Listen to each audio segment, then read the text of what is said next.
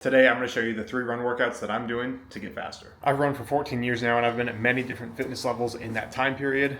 I ran a 5:02 mile when I ran track in high school, and I ran a 17:57 5K again when I ran cross country in high school. Since then I've participated in military selection courses and tons of other races. Most recently this year I hurt my foot during a 50K trail race here in Virginia Beach, and now recovering from that injury I'm actually at one of the slowest paces I've ever been since I started running. And these 3 run workouts I'm going to show you are what I'm using right now to get faster, and they're what I've used the last 14 years anytime I've needed to get faster for a race or just for a personal goal. So come with me while I take you on some of these runs and explain when to use them and how to do them. I'm here at the track for the first run type, which is a short interval session. Think of these like your 200s, 400s, maybe even 800 meter repeats. They're short, hard, and usually have a good amount of rest. The goal here isn't endurance, it's to build your speed ceiling and teach your body how to run faster. The endurance work is going to come later with the other runs. There's a few important things that happen when you do these. First, your muscles learn to fire more efficiently and powerfully. Your stride gets sharper, more efficient, more economical. And because you're training yourself to run faster, slower paces are going to feel easier. That's during the other 2 workouts we're going to go over, and even during your races. Something like 4x400 meters at 5K race pace or faster with full recovery. Over time, you'll notice that race pace feels faster and you'll have more pop for surges and kicks later in the race, or to pass people, drive up hills, things of that nature. If you're a completely new runner, you should still do the session. It's going to be key to working on your run form, different energy systems, and getting access to more gears when you're running. If you're brand new, I recommend starting off with 200 meter intervals with 200 meters of walk and rest. Do 2 to 4 of those and progress them over time to longer intervals, and then eventually to more intervals. So 200s to 400s, and then you progress from maybe 3 400s to 4 400s to 6 400s, and then you could either progress to 800s or continue to progress to more 400s. With that said, let's get to run workout number 2.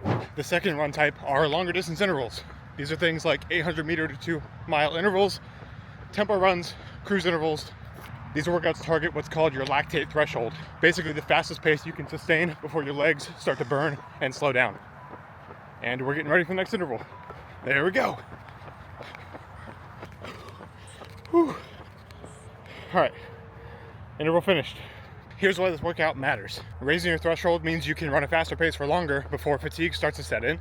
Your heart and muscles get more efficient at delivering oxygen and clearing wastes. As a result, you don't redline as easily, which helps you in your workouts and in your race performance. You should be doing 1 workout like this most weeks. A good way to start is a few intervals of 800 meters. Over time, you can either add intervals or you can progress to 1200 meters, mile repeats, even going up to 2 miles eventually as your run fitness improves. These should be at your 10K effort with a short jog in between. It's not about going all out. This is a controlled, hard effort, something you can sustain for a full 10K or 6.2 miles, not an all-out sprint. If you're a new runner, you're better to start at the lower end, say a couple 800 meter repeats, and you probably don't know your 10K pace, so just go at a comfortably hard pace, something that is controllable but sustainable, and don't progress too quickly.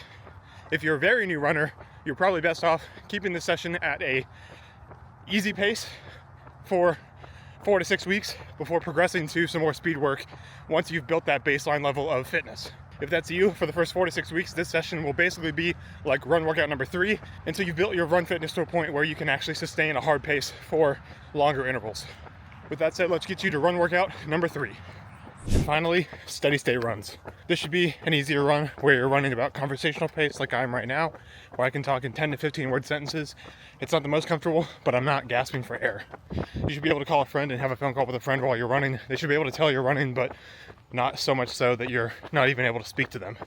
Again, just like I'm talking to you right now. It might not feel like much is going on in these runs, but here's exactly what's happening.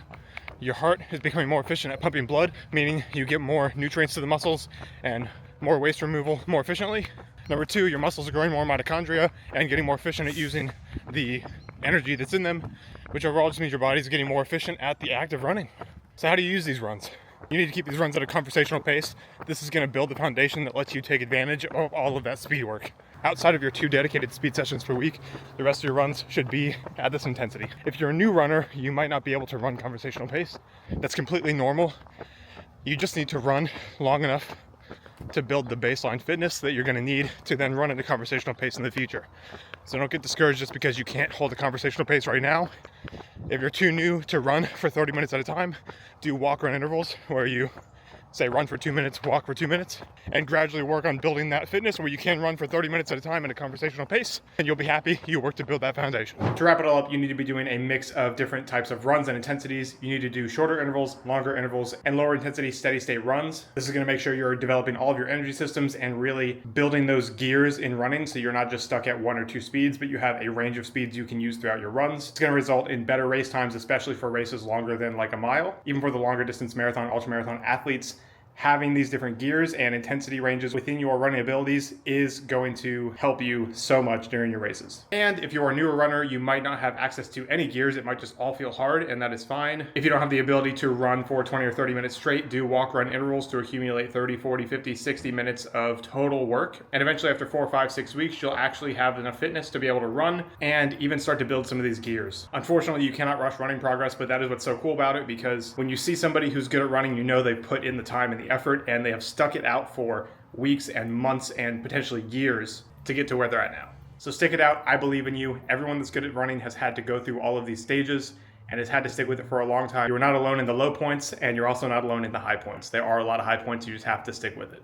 That said, if you found this video helpful, like, subscribe, and comment your run questions below. I will be in there answering all of your questions. Anything I may not have covered or that might not have been clear, happy to answer it. With that said, if you have been running for a long time and it's paid off, leave your story in the comments below to inspire others. If you enjoyed this video, like, subscribe, and if I wasn't quite clear on anything or you have more run questions, leave it all in the comments below. I'll be in there answering them, and I'll see you in the next video.